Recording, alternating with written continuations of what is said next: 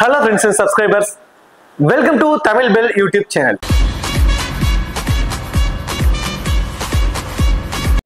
நீங்க இன்னும் நம்ம சேனலை சப்ஸ்கிரைப் பண்ணல அப்படின்னா மறக்காம சப்ஸ்கிரைப் பண்ணுங்க. பக்கத்துல உள்ள பெல் பட்டனை கிளிக் பண்ணுங்க. நாங்க போடக்கூடிய வீடியோக்கள் எல்லாமே உடனடியா பாருங்க. இன்னைக்கு நம்ம வீடியோல நியூசிலாந்துக்கும் ஸ்ரீலங்காவுக்கும் நடக்க இருக்கக்கூடிய ஃபர்ஸ்ட் T20 மேட்ச், இந்த ஃபர்ஸ்ட் T20 மேட்சுக்கான ஒரு ஃபுல் ப்ரிவ்யூ தான் நம்ம பார்க்க போறோம். ஸ்ரீலங்கா நியூசிலாந்துக்கு டூர் போயிருக்காங்க. ஸோ அங்க போய் ODI சீரியஸ் அண்ட் T20 சீரியஸ்லாம் இருக்கு. ஸோ ஃபர்ஸ்ட் T20 சீரியஸ் வந்து ஆரம்பிச்சிருக்காங்க. ஸோ ஃபர்ஸ்ட் T20 மேட்சுக்கான ஒரு ஃபுல் ப்ரிவ்யூ தான் இந்த வீடியோல நம்ம பார்க்க போறோம். இந்த ப்ரிவ்யூ வீடியோ பார்க்கறதுக்கு முன்னாடி நீங்க இன்னும் நம்ம டெலிகிராம்ல ஜாயின் பண்ணல அப்படின்னா மறக்காம ஜாயின் பண்ணிக்கோங்க. டிஸ்கிரிப்ஷன்ல லிங்க் இருக்கு. லாஸ்ட் ஆஃப் அன் ஹவர்ல ஸ்மால் லீக்ஸ்க்கான டீமும் மெகா கான்டெஸ்டுக்கான டெமோ டீம்ஸும் அதில் கொடுத்துட்டு இருக்கும். அது மட்டும் கிடையாது, இந்த ஸ்போர்ட்ஸ் ஆப்ல இருக்கக்கூடிய பாப் ஆப்ஷன், குபேரா ஆப்ல இருக்கக்கூடிய டியோ ஆப்ஷன், இப்படி எல்லாமே கொடுத்துட்டு இருக்கோம். உங்களுக்கு ரொம்பவே யூஸ்ஃபுல்லா இருக்கும். ஸோ மறக்காம எல்லாரும் டெலிகிராம்ல வந்து ஜாயின் பண்ணிக்கோங்க. டிஸ்கிரிப்ஷன்ல லிங்க் இருக்கு. அதே போல நீங்க இன்னும் XL11 ஆப்ல ஜாயின் பண்ணலனாலும் மறக்காம ஜாயின் பண்ணிக்கோங்க. டிஸ்கிரிப்ஷன்ல லிங்க் இருக்கு. ஸோ இன்வைட் கோட் வந்து தமிழ் அண்ட் ஸ்மால் லீக்ஸ்க்கு ரொம்பவே பெஸ்டான ஒரு மற்ற ஆப்ஸ் கம்பேர் பண்றதுக்கு இதுல என்ட்ரி ஃபீஸும் ரொம்பவே கம்மியா இருக்கும். ஸோ கண்டிப்பா ட்ரை பண்ணி பாருங்க.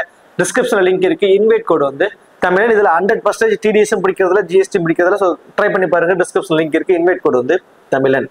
மேட்சை பொறுத்த வரைக்கும் 28 நவம்பர் மார்னிங் 11:45க்கு, ஸோ 11:45 இந்த மேட்ச் வந்து நடக்க போகுது. மேட்சை பொறுத்த வரைக்கும் பே ஓவல் மவுண்ட் மேக்னாய். ஸோ இந்த மவுண்ட் மேக்னாயில தாங்க இந்த மேட்ச் வந்து நடக்க போகுது. இந்த பே ஓவல் மவுண்ட் மேக்னாயை பொறுத்த வரைக்கும் பிச் ரிப்போர்ட்னு சொல்லி பார்த்தோம் அப்படின்னா இங்க ஒரு ஹை ஸ்கோரிங் வினுவா தாங்க இருக்க போகுது. ஏன்னா நியூசிலாந்தை பொறுத்த வரைக்கும் ஸ்கொயர் பவுண்டரிஸ் எல்லாம் ஃபுல் டைமென்ஷன்ஸ் எல்லாமே ரொம்ப ரொம்ப ரொம்ப கம்மியா இருக்கும். லைக் சில கிரவுண்ட் எல்லாம் வந்து பார்த்தீங்கன்னா வெறும் 55 மீட்டர்ல தான் சிக்ஸர்ஸே இருக்கும். ஸோ அந்த மாதிரி டைமென்ஷன்ஸ் எல்லாமே ரொம்ப ரொம்ப ரொம்ப ரொம்ப கம்மியான டைமென்ஷன்ஸ் கொண்ட விடுக்கலாம் தான் நியூசிலாந்து ஃபுல்லாவே இருக்கும். அதுல இந்த மவுண்ட் மேக்னாயை பொறுத்த வரைக்கும் பேட்டிங்க்கு நல்லாவே சப்போர்ட் பண்ணக்கூடிய ஒரு பிளாக் ட்ராக்காவும் கொடுத்துருவாங்க. டைமென்ஷன்ஸும் ரொம்பவே கம்மியா இருக்கும். ஒரு ஹை ஸ்கோரிங் வெனுவா இருப்பதற்கான அப்படிதான் இருந்துகிட்டு இருக்கு. நல்ல ஹை ஸ்கோரிங் பேட்டர்னா தான் இந்த மேட்ச் இருக்க போகுது. இந்த மேட்ச்லயும் ஸ்கோர்ஸ் வந்து அதிகமா போவதற்கான வாய்ப்புகள் தாங்க ரொம்ப ரொம்ப அதிகம். அதுல கொஞ்சம் அட்வான்டேஜ் யாருன்னு சொல்லி பாத்தீங்கன்னா ஃபாஸ்ட் பாலர்ஸ்க்கு வந்து கொஞ்சம் அட்வான்டேஜஸ் வந்து இங்க அதிகம். வெனு ரெக்கார்ட், ஸோ இதுல வந்து ஒரு 9 மேட்ச் இன்டர்நேஷனல் மேட்சஸ் நடந்திருக்கு. ஸோ அதுல பேட்டிங் ஃபர்ஸ்ட் பண்ண டீம் தான் மெஜாரிட்டியான மேட்சஸ் வந்து வின் பண்ணிருக்காங்க. 8 மேட்ச் வந்து அவங்க தான் வின் பண்ணிருக்காங்க. ஒரே ஒரு மேட்ச் மட்டும் தான் சேஸ் பண்ண டீம் வந்து வின் பண்ணிருக்காங்க.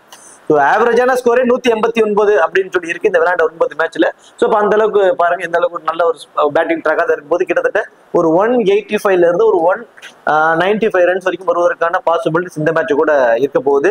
ஹையஸ்ட் ஸ்கோர் 243 ரன் அடிச்சிருக்காங்க. ஸோ நியூசிலாந்து வந்து பாத்தீங்கன்னா இங்க 243 ரன் வந்து அடிச்சிருக்காங்க. பங்களாதேஷ் தான் லோயஸ்ட் ஸ்கோர் 110 ரன்னுக்கு இங்க சொல்லிருக்காங்க.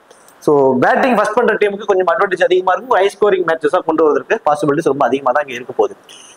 ரீசெண்ட் ரெக்கார்ட், கடைசியா விளையாண்ட 5 T20ல இந்த வெனுல ஆவரேஜ் ஸ்கோர் 177. ஸோ கடைசியா விளையாண்ட 5 மேட்ச்ல கூட 177ங்கிறது ஒரு ஆவரேஜான ஸ்கோரா இருக்கு. ஸோ 180 நம்ம வந்து கண்டிப்பா எதிர்பார்க்கலாம். விக்கெட்ஸ் வந்து 72 விக்கெட்ஸ் போயிருக்கு கடைசியா விளையாண்ட 5 மேட்ச்ல.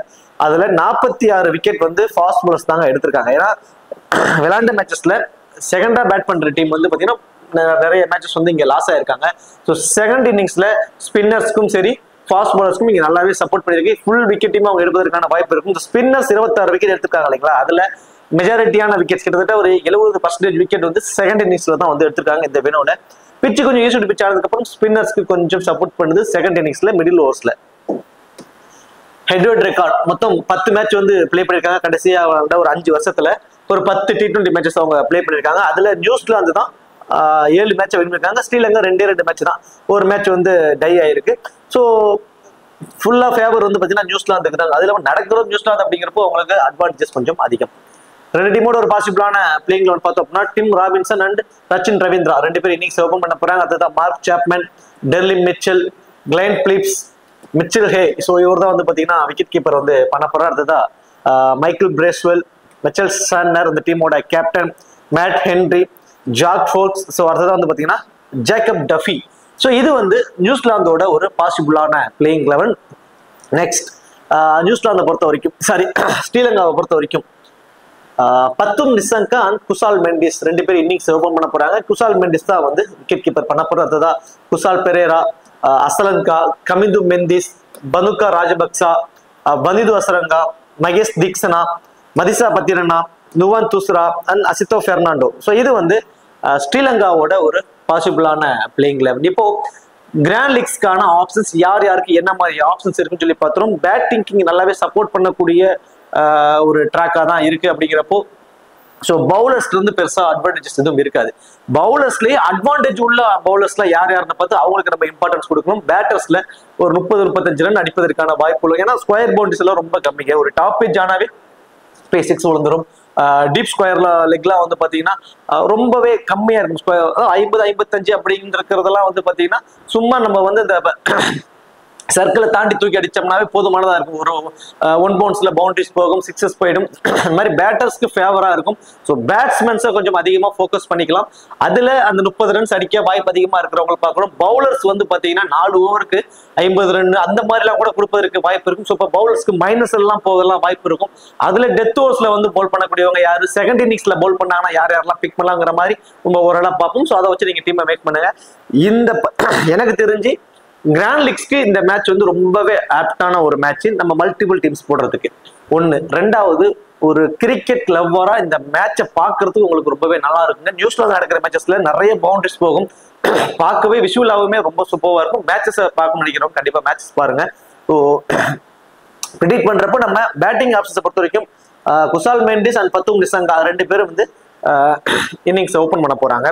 ஸோ இதுல பத்தும் நிசங்காவுக்கு ஒரு சின்ன ஒரு பேட்டில், அவர் வந்து நல்ல ஃபார்ம்ல தான் இருக்காரு. ஸோ அதெல்லாம் ஓகே. பட் அவருக்கான ஒரு பேட்டில் வைஸ் பார்க்குறப்ப மேட் ஹென்ரி, எதனால வந்து பத்தும் நிசங்காவுக்கும் மேட் ஹென்ரிக்கும் ஒரு பேட்டில் இருக்க போகுது அப்படின்னு சொல்லி பார்த்தோம் அப்படின்னா, ஸ்டிக் டு ஸ்டிக் போல் பண்ணக்கூடிய நல்ல வேகத்தில் 140-145 வேகத்துல போல் பண்ணக்கூடிய ஒரு போலர் மேட் ஹென்ரி.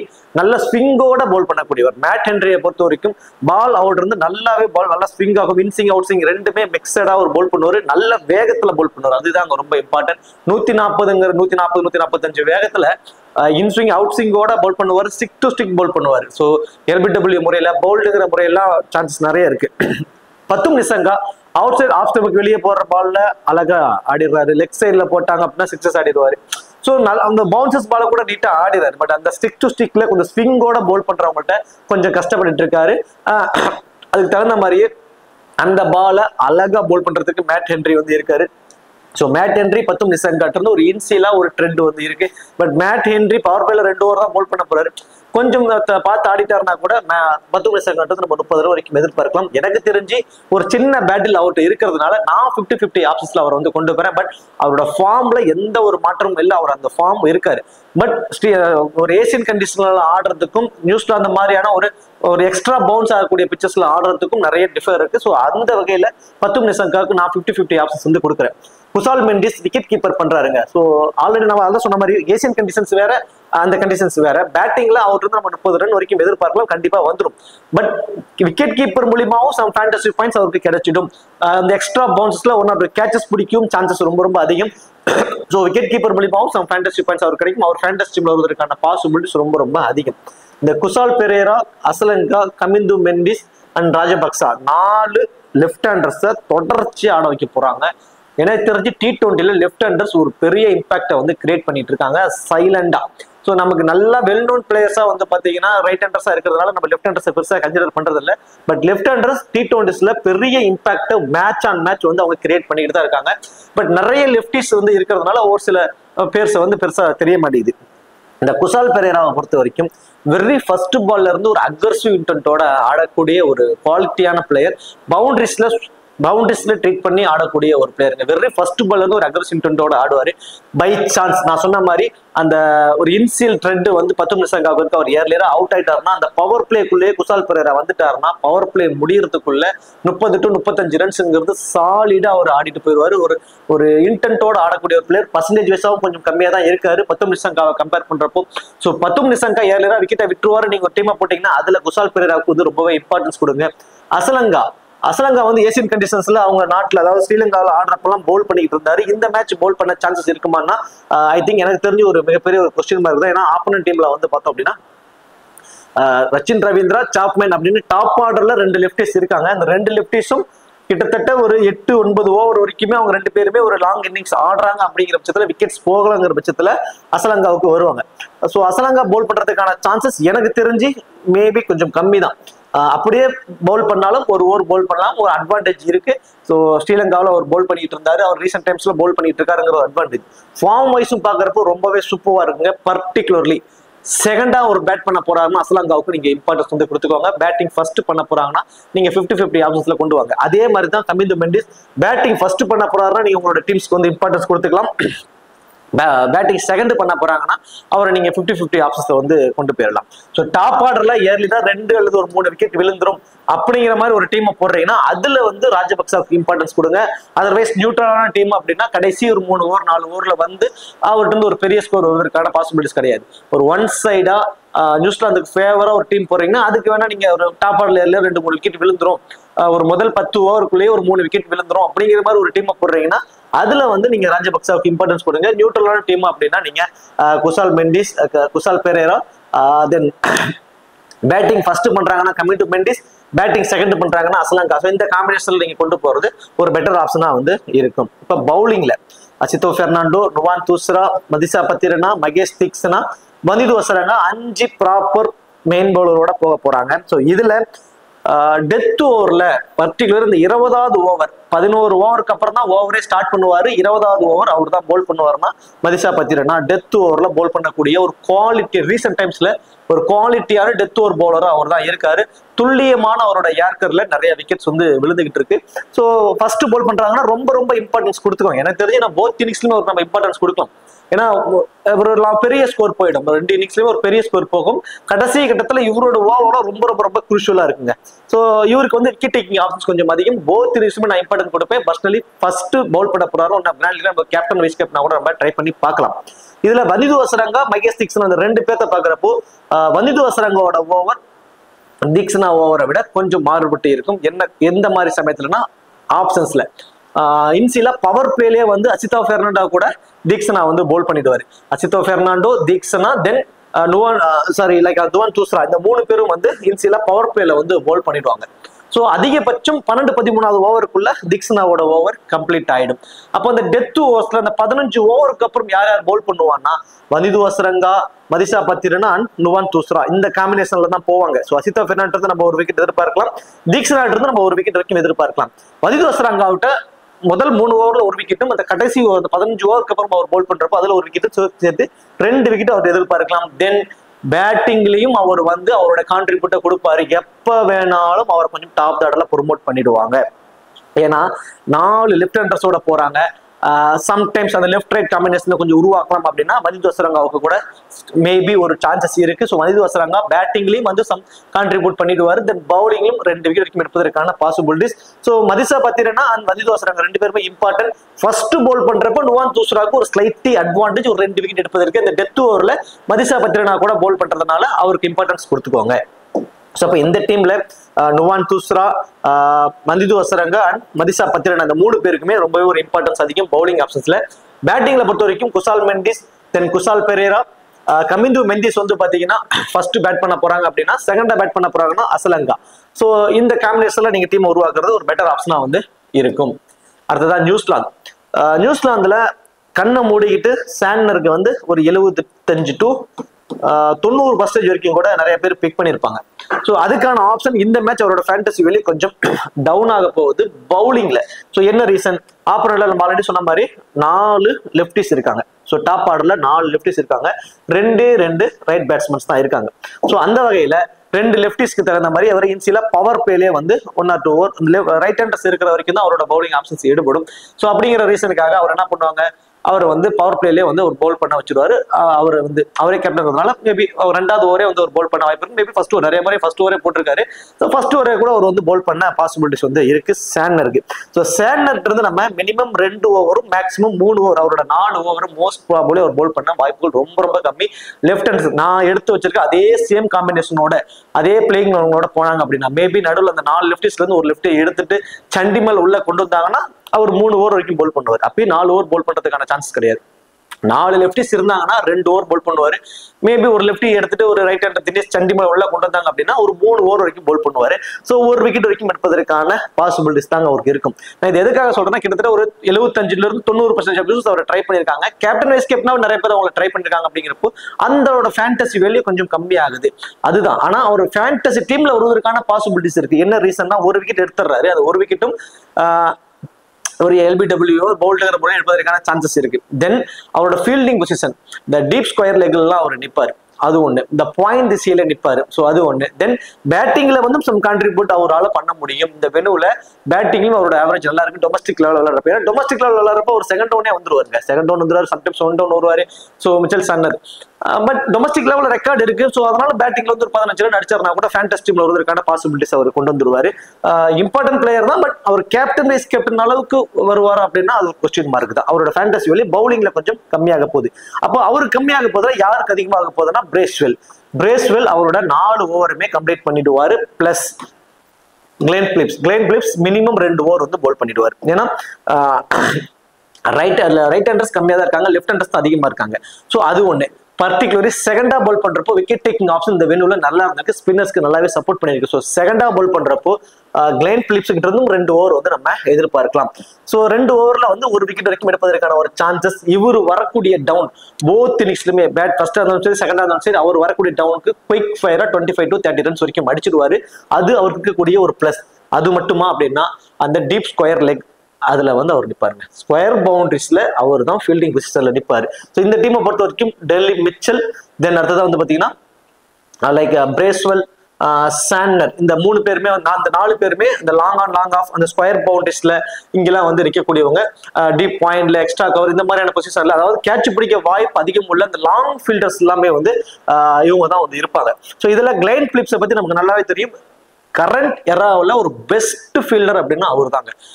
இவருக்கு அடுத்ததுதான் நம்ம ரவீந்திர ஜடேஜாவே சொல்லணும். அந்த மாதிரி பண்ணிட்டு இருக்காரு. ஏன்னா அவங்க ஒரு ரவீந்திர ஜடேஜாவோட எரா ஒரு 10 வருஷத்துக்கு முன்னாடி சொல்லலாம். இப்ப கரண்ட் எரா அப்படின்னா கிளென் பிலிப்ஸ் தான். மேட்ச் ஆன் மேட்ச் அவர்கிட்ட இருந்து ஒரு குவாலிட்டியான கேச்சஸை பார்க்கலாம், குவாலிட்டியான ஃபீல்டிங் பார்க்கலாம். அந்த அளவுக்கு ஒரு பெஸ்ட் ஃபீல்டரா வந்து ரீசெண்ட் டைம்ஸ்ல இருக்காரு. ஸோ கேட்ச் பிடிக்கும் வாய்ப்புகள் அதிகம். தென் பேட்டிங்ல வந்து சம் கான்ட்ரிபியூட், தென் பவுலும் பண்ண போறார் 2 ஓவர் அப்படிங்கிறப்ப இவரோட ஃபேண்டசி வேல்யூ வந்து இன்க்ரீஸ் ஆகுது.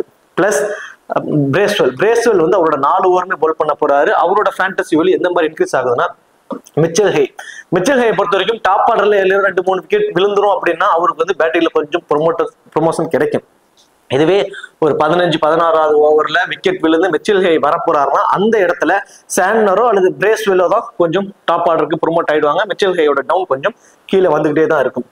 ஸோ அந்த மாதிரி பிரேஸ்வெல் பேட்டிங்ல வந்தும் சம் கான்ட்ரிபியூட் பண்ணுவதற்கான பாசிபிலிட்டிஸ் இருக்கு. ஸோ அப்போ அவரோட ஃபேண்டசி வேல்யூ அதிகமாகுது. இதுவே நிறைய ரைட் ஹேண்டர்ஸ் இருந்தாங்க அப்படின்னா பிரேஸ்வெல்லுக்கான ஓவர் கம்மியாயிடும், சாண்டரோட வேல்யூ அதிகமாகும். இப்போ லெஃப்ட் ஹேண்டர்ஸ் அதிகமா இருக்கிறதுனால பிரேஸ்வெல்லோட ஃபேண்டசி வேல்யூ தான் வந்து இன்க்ரீஸ் ஆகுது. இதுல பவுலிங் ஆப்ஷன்ஸை பார்த்தோம் அப்படின்னா ஃபோல்க்ஸ், அடுத்ததா Jacob Duffy and mat Henry 3 front line fast bowlers இருக்காங்க. இந்த 3 பேர்த்துல வந்து பார்த்தோம் அப்படின்னா ஜேக்கப் டஃபி அண்ட் ஜி ஃபால்க்ஸ் இந்த 2 பேரும் தான் டெத் ஓவர்ஸ்ல அந்த 19வது ஓவர் 20வது ஓவரை வந்து அவங்க தான் வந்து போல் பண்ணுவாங்க. மேட் ஹென்ரியை பொறுத்த வரைக்கும் இன்சியலா பவர் பிளேல முதல் 6 ஓவர்ல கூட 3 ஓவர் வரைக்குமே போல் பண்ண கூட வாய்ப்புகள் ரொம்ப அதிகம்.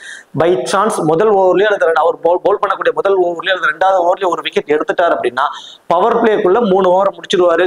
10 ஓவருக்குள்ள அவரோட 4 ஓவருமே வந்து கம்ப்ளீட் பண்ணிடுவாரு. எனக்கு தெரிஞ்சு மினிமம் ஒரு விக்கெட் வரைக்கும் எடுப்பதற்கான வாய்ப்பு. செகண்டா போல் பண்ண போறாருன்னா 2 விக்கெட் வரைக்கும் எடுப்பதற்கான பாசிபிலிட்டிஸ் இவருக்கு ரொம்ப ரொம்ப அதிகம். ஃபர்ஸ்ட் போல் பண்ண போறாருன்னா அந்த முதல் ஒரு பவர் பிளேல ஒரு விக்கெட் எடுத்துட்டாருன்னா 10 ஓவருக்குள்ள அவரோட ஓவர் கம்ப்ளீட் ஆவதற்கான பாசிபிலிட்டிஸ் ரொம்ப அதிகம். அந்த மாதிரி சமயத்துல ஃபாக்ஸ் அண்ட் ஜேக்கப் டஃபி இவங்க 2 பேரும் தான் டெத் ஓவர்ஸ்ல போல் பண்ணுவாங்க. ஸோ ஃபர்ஸ்ட் போல் பண்றப்போ ஜேக்கப் டஃபி ரொம்ப ரொம்ப ரொம்ப இம்பார்ட்டன்ட். ஒன் ஆஃப் கிராண்ட் லீக்ல கேப்டன் அண்ட் வைஸ் கேப்டனுக்கே வந்து அவரு ரொம்பவே ஆப்டா இருப்பாரு. ஃபர்ஸ்ட் போல் பண்ண போறாங்கன்னா ஜேக்கப் டஃபிக்கு ஒன் ஆஃப் கிராண்ட் லீக்ல கேப்டன் அண்ட் வைஸ் கேப்டன் ஆப்ஷனா கொடுங்க. இந்த வெனுல விக்கெட் டேக்கிங் ஆப்ஷன் அவருக்கு ரொம்ப அதிகம். இன்டர்நேஷனல் லெவல்ல கூட இங்க வெனுல விளையாண்டப்போ ஒரு 3 விக்கெட் வரைக்கும் எடுத்திருக்காரு. ஸோ கண்டிப்பா வந்து அவரை ட்ரை பண்ணிக்கோங்க. ஸோ இப்போ பேட்டிங் ஆப்ஷனுக்கு வருவோம். டாப் ஆர்டர்ல இருக்கக்கூடிய இந்த 5 பேர். ஸோ இந்த 5 பேர்த்துல கிளென் பிலிப்ஸ்க்கு டபுள் ஆப்ஷன், தென் ஃபீல்டிங் பொசிஷன் இப்படி எல்லாம் பாக்குறப்ப அவர் ஓரளவு சேஃபான ஆப்ஷனா தெரியுறாரு போத் இன்னிங்ஸ்லுமே. மீதி இருக்கக்கூடிய 4 ஆப்ஷன்ஸ்ல இருந்து மினிமம் 2 அல்லது 3 ஆப்ஷன் வரும் அப்படின்னா டிம் ராபின்சன், ரச்சின் ரவீந்திரா 2 பேருமே T20க்கு ரொம்பவே ஆப்டான ஒரு பிளேயர்ஸ். வெரி ஃபர்ஸ்ட் பால்ல இருந்து ஒரு அக்ரெசிவ் இன்டென்ட்டோட ஆடக்கூடிய ஒரு பிளேயர். டிம் ராபின்சன் ஸ்ரீலங்கா அகைன்ஸ்டா தான் டெபிட் ஆனாரு. அந்த சீசன் ஃபுல்லா அந்த சீரீஸ் ஃபுல்லாவே எதுவுமே பண்ணல.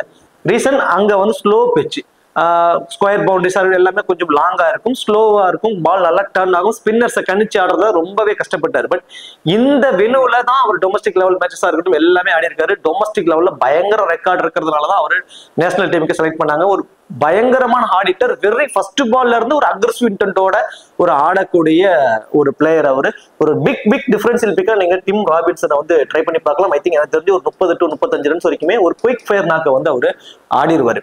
So Rachin Ravindra, Mark Chapman, Daryl Mitchell 3 பேருமே அந்த டீமோட ஆல்ரவுண்டர்ஸ் தான். பட் பவுல் பண்றதுக்கான சான்சஸ் இந்த மேட்ச் இல்ல. Rachin Ravindra left arm spinner, வெறும் ரைட் ஹேண்டர்ஸ் இருக்காங்க. நம்ம சாண்டனரே வந்து நிறைய ஓவர் போல் பண்ண மாட்டார், அவரும் போல் பண்ண மாட்டார். சாப்மேன் அவருக்கு பவுலிங் ஆப்ஷன்ஸ் இப்ப கொடுக்கறதே இல்லை, அவருக்கான ஒரு ஆப்ஷன்ஸ் இருக்கு. டேர்லி மிச்சல் தான் 4th இந்த டீமோட ஃபாஸ்ட் பவுலர். ஐ திங்க் எனக்கு தெரிஞ்சு ஃபாக்ஸா இருக்கட்டும், ஜேக்கப் டஃபி, மேட் ஹென்ரி யாருக்காவது ஒரு மேபி ஒரு இன்ஜுரி ஆயிடுதுன்னு வச்சுக்கோங்க போல் பண்ணும்போது, அந்த சமயத்துல அந்த ஓவர்ஸை கம்ப்ளீட் பண்ணுவதற்காக வந்து பயன்படுத்திக்குவாங்க. அதர்வைஸ் அவர்கிட்ட இருந்து ஒரு பெரிய பவுல் நிறைய ஓவர்லாம் கொடுக்க மாட்டாங்க. யாருக்காவது இன்ஜுரி ஆனா அந்த ஓவரை கம்ப்ளீட் பண்ணுவதற்காக அவரை பயன்படுத்திக்குவாங்க. ஸோ ஏன்னா already 3 front line bowlers fast bowlers இருக்காங்க. மேபி 2 ஃப்ரண்ட் லைன் ஃபாஸ்ட் பவுலர்ஸோட போயிருந்தாங்க அப்படின்னா டேர்லி மிச்சலுக்கு நம்ம இம்பார்ட்டன்ஸ் கொடுக்கலாம். ஸோ 3 ஃப்ரண்ட் லைன் ஃபாஸ்ட் பவுலர்னால டேர்லி மிச்சல் பவுல் பண்ண மாட்டாரு. வேற என்ன அட்வான்டேஜ்? இந்த லாங் ஆஃப்ல தான் டேர்லி மிச்சல் இருப்பார். சோ போன கேச்சஸ் பிடிக்கும் வாய்ப்புகள் ரொம்ப ரொம்ப அதிகம் அவருக்கு. தென் பேட்டிங்ல அவர் வரக்கூடிய டவுன், T20ஸ்ல இந்த செகண்ட் டவுன்ல வரக்கூடிய பிளேயர் நம்ம எப்பவுமே இம்பார்ட்டன்ட் சொல்லுவோம். அந்த மேட்சோட தன்மையை புரிஞ்சு அதுக்கு தகுந்த மாதிரி ஆடக்கூடிய பிளேயர். சோ அதனால டேர்லி மிச்சல்ன்றது நம்ம மினிமம் 25 மேக்ஸிமம் 30 ரன்ஸ் வரைக்கும் எதிர்பார்க்கலாம். தென் இந்த எக்ஸ்ட்ரா அட்வான்டேஜ் அந்த லாங் ஆஃப்ல இருக்கிறதுனால ஒரு கேச்சஸ் பிடிக்கும் வாய்ப்புகள் இருக்கு. சோ இவர் ஃபேண்டஸ்டி டீம்ல வருவதற்கான பாசிபிலிட்டிஸ் ரொம்ப அதிகம். அப்போ டாப் 3 பேத்துல இருந்து எனி 2 அப்படிங்கிற ஒரு காம்பினேஷன் வந்தோம் அப்படின்னா டிம் ராபின்சன், மார்க் சேப்மன் இந்த ஒரு combination, Tim Robinson, Rachin Ravindra இந்த ஒரு combination, Rachin Ravindra and Mark Chapman இந்த ஒரு காம்பினேஷன். இப்படி 3 காம்பினேஷன்ல இருந்து 3 டீமை நீங்க வந்து கிரியேட் பண்ணிக்கோங்க. நான் personally Tim Robinson and Rachin Ravindra 2 பேருக்குமே வந்து இம்பார்ட்டன்ஸ் வந்து கொடுத்து ஒரு டீமை வந்து மேக் பண்ணிக்குவேன். ஸோ இந்த டீமை பொறுத்த வரைக்கும் போத் இன்னிங்ஸ்லுமே கிளென் பிலிப்ஸ் இம்பார்ட்டன்ஸ் கொடுத்துக்குவேன். டெல்லி மிச்சலுக்கு போத் இன்னிங்ஸ்லுமே important. Then Tim Robinson batting first பண்றாரு அப்படின்னா அவருக்கு நான் இம்பார்ட்டன்ஸ் வந்து கொடுத்துக்குவேன். அதுவே பேட்டிங் செகண்ட் பண்ண போறாங்க அப்படின்னா நான் மார்க் சேப்மேனுக்கு வந்து நான் இம்பார்ட்டன்ஸ் வந்து கொடுத்துருவேன். ஸோ பிரேஸ்வெல் அவரோட 4 ஓவருமே போல் பண்ண போறாரு. 1 விக்கெட் வரைக்கும் எடுப்பதற்கான பாசிபிலிட்டிஸ் தாங்க. ஃபேண்டசி டீம்ல வருவாரா அப்படின்னாவே ஒரு எனக்கு தெரிஞ்ச ஒரு கொஸ்டின் மார்க். அந்த 1 விக்கெட் எடுத்துருவாரு. தென் அந்த பேட்டிங்ல வந்து ஒரு 15 ரன் அடிச்சாருன்னா ஃபேண்டசி டீம்ல வருவார். இல்லைன்னா ஒரு ஃபேண்டசி டீம்ல வருவதற்கான சான்சஸ் வந்து அவருக்கு கம்மி தான். மிச்சல் சாண்டனர் 1 விக்கெட் எடுத்துட்டா போதுமான ஒரு ஃபேண்டசி டீம்ல வந்துருவார். அவரோட ஃபேண்டசி வேல்யூம் அதிகமாயிடும். தென் இந்த நிறைய ஆப்ஷன்ஸ் நம்ம ஆல்ரெடி சொன்னோம். LBW முறையில் பவுல்டர் முறையில் எடுப்பதற்கான சான்சஸ், ஃபீல்டிங் பொசிஷன், தென் பேட்டிங்ல அவர் எப்போ வேணாலும் அவர் டாப் ஆர்டரா ப்ரொமோட் பண்ணிக்குவாரு. ஸோ இந்த மாதிரியான ஆப்ஷன்ஸ்லாம் இருக்கிறதுனால சாண்டனர் வந்து பாத்தீங்கன்னா நான் போத் இன்னிங்ஸ்மே இம்பார்ட்டன்ட் அப்படிங்கிற ஆப்ஷன்ஸ்ல வைக்கிறேன். ஃபர்ஸ்ட் பால் பண்றப்போ ஜேக்கப் டஃபிக்கு நீங்க ஒன் ஆஃப் இல்ல கேப்டன் வைஸ் கேப்டன் ஆப்ஷனா ட்ரை பண்ணி பார்க்கலாம். செகண்டா பால் பண்றப்ப கூட அவர் ரொம்ப இம்பார்ட்டன்ட் தான். ஏன்னா இந்த வெனுல சேஸ் பண்ற டீம் நிறைய கிட்டத்தட்ட 90% வந்து அவங்க லாஸ் ஆயிருக்காங்க. ஸோ செகண்டா பால் பண்றப்பையும் ஜேக்கப் டஃபி இம்பார்ட்டன்ட் தான். நீங்க கேப்டன் வைஸ் கேப்டனா கூட நீங்க ட்ரை பண்ணி பார்க்கலாம். மேட் ஹென்ரியை பொறுத்த வரைக்கும் செகண்டா பால் பண்றப்போ 2 அல்லது அதுக்கு மேற்பட்ட விக்கெட் வரைக்கும் எடுப்பாரு. ஸோ ஃபர்ஸ்ட் பால் பண்றப்போ 1 விக்கெட் வரைக்கும் எடுப்பாரு. ஃபாக்ஸை பொறுத்த வரைக்கும் ஃபர்ஸ்ட் பால் பண்றப்போ 2 அல்லது அதுக்கு மேற்பட்ட விக்கெட் எடுக்கலாம். செகண்டா பால் பண்றப்போ 1 விக்கெட் வரைக்கும் அவரு எடுப்பாரு. சரி, ஓகே. இப்போ கேப்டன் வைஸ் கேப்டன் ஆப்ஷனுக்கு எலிஜிபிள் பர்சன் எனக்கு தெரிஞ்சு இந்த மேட்ச்ல வந்து நீங்க அவருக்கு பேட்ஸ்மேன்ஸ்க்கு நிறைய நீங்க ட்ரை பண்ணி பார்க்கலாம். கிராண்ட் லெக்ஸ்ல நம்ம ட்ரை பண்றோம். அப்படி இப்போ பேட்ஸ்மேன்ஸ்ல இந்த டிம் ராபின்சனுக்கு ஒரு ரிஸ்கா ஒரு கேப்டன் வைஸ் கேப்டன் ஆப்ஷனா ட்ரை பண்ணுங்க. தென் கிளென் பிலிப்ஸ்க்கு கண்டிப்பா ஒரு டீம்லயாவது ஒரு கேப்டனாவோ வைஸ் கேப்டன் ஆப்ஷனா ட்ரை பண்ணுங்க. ஃபர்ஸ்ட் பால் பண்றப்போ ஜேக்கப் டஃபிக்கு வந்து ஒரு கேப்டன் வைஸ் கேப்டனா ட்ரை பண்ணுங்க. மேட் ஹென்ரி செகண்டா பால் பண்றப்போ மேட் ஹென்ரிக்கு வந்து ஒரு கேப்டன் வைஸ் கேப்டன் ஆப்ஷனா ட்ரை பண்ணுங்க. தென் ஸ்ரீலங்காவில் மதிசா பத்திரனா போத் இன்னிங்ஸ்லுமே கேப்டன் வைஸ் கேப்டனா ட்ரை பண்ணலாம். பர்டிகுலர்லி ஃபர்ஸ்ட் பால் பண்றப்போ அவர் கொஞ்சம் இம்பார்ட்டன்ஸ் அதிகமாக கொடுத்து கேப்டன் வைஸ் கேப்டனா ட்ரை பண்ணுங்க. வனிது அசரங்கா கண்டிப்பா அவர் வந்து போத் இன்னிங்ஸ்லுமே ட்ரை பண்ணலாம். பர்டிகுலர்லி செகண்டா பால் பண்ண போறாங்க அப்படிங்கிற பட்சத்துல அவருக்கு கண்டிப்பா உங்களோட டீம்ஸ்ல கேப்டன் வைஸ் கேப்டனா கொடுங்க. சேஃபா ஸ்மால் லீக்ஸ்ல எல்லாமே Wanindu Azarenka captain, Santner vice captain இப்படி தான் வந்திருப்பாங்க. ஸோ வனிது அசரங்கா கேப்டன், நீங்க கிளென் பிலிப்ஸ்க்கு ஒரு வைஸ் கேப்டன் அப்படி கூட நீங்க ட்ரை பண்ணுங்க. அது ஸ்மால் லீக்ஸ்க்கு. ஸோ கிராண்ட் லீக்ஸ்க்கு எல்லாம் இந்த காம்பினேஷன்ல இருப்பாங்க. பேட்டிங் ஆப்ஷன்ஸ்ல யாருக்கு கொடுக்கலாம்னா ரொம்ப ரிஸ்கா ரொம்ப டிஃபரன்ஸ்ல நீங்க குசால் பெரேராவுக்கு நீங்க ஒரு கேப்டன் வைஸ் கேப்டன் ஆப்ஷனா ட்ரை பண்ணுங்க. ஸ்மால் டைம்ஸ் கொண்ட இந்த வெனுல அவரோட மேபி அவரோட நாளா இருந்துச்சுன்னா ஒரு 50-60 ரன்ஸ் கூட அடிப்பாரு. ஒரு ரொம்ப டிஃபரன்ஸ்ல மோஸ்ட்லி அவர் நிறைய பேர் பிக்கே பண்ணல. நம்ம டிஃபரன்ஸ்ல கிராண்ட் லீக்ஸ் ஒரு 10 டீம் போறோம்னா அது ஒரு டீமுக்கு வந்து ஒரு கேப்டனா கூட நீங்க ட்ரை பண்ணி பாருங்க. சரி, ஓகே. இந்த வீடியோ உங்களுக்கு பிடிச்சிருக்கும். நான் சொன்ன ஆப்ஷன்ஸ் எல்லாம் உங்களுக்கு புரிஞ்சிருக்கும் நினைக்கிறேன். இந்த வீடியோ உங்களுக்கு பிடிச்சிருந்துச்சுன்னா மறக்காம வீடியோ லைக் பண்ணி வீடியோ கொஞ்சம் சப்போர்ட் பண்ணுங்க. இந்த வீடியோ பத்திய கருத்துக்களை கமெண்ட் செக்ஷன்ல சொல்லிடுங்க. தேங்க்யூ.